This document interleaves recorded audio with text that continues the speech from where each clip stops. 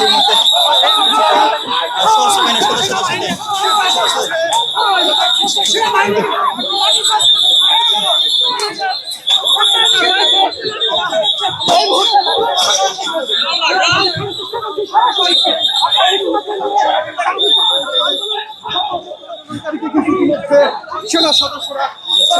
ধাওয়া দিয়েছে।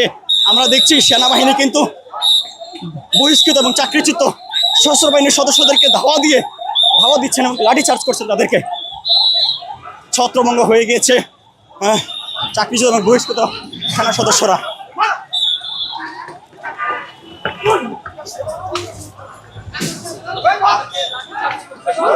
অবশেষে কিন্তু এই জায়গা ত্যাগ করতে বাধ্য হচ্ছেন চাকরিচ্যুত এবং বহিষ্কৃত সশস্ত্র বাহিনীর সদস্যরা এবং তাদের পরিবারের সদস্যরা। আমরা সেই দৃশ্যই দেখেছি।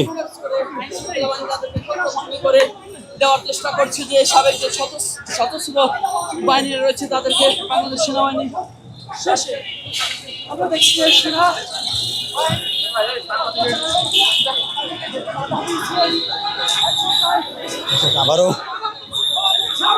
আবারও কিন্তু দেখছি দর্শক, আবারও কিন্তু ধাওয়া দিচ্ছেন। উত্তপ্ত অবস্থা তৈরি হয়েছে এই মুহূর্তে জাতীয় প্রেস ক্লাবের সামনে। আমরা সেই দৃশ্যই দেখতে পাচ্ছি। সাবেক সশস্ত্র বাহিনীর সদস্যদের এবং যারা চাকরিচ্যুত হয়েছিল বহিষ্কৃত সশস্ত্র বাহিনীর সদস্যদেরকে ধাওয়া দিচ্ছেন বর্তমান সেনাবাহিনীর সদস্যরা এবং সেই দৃশ্যই দেখা যাচ্ছে।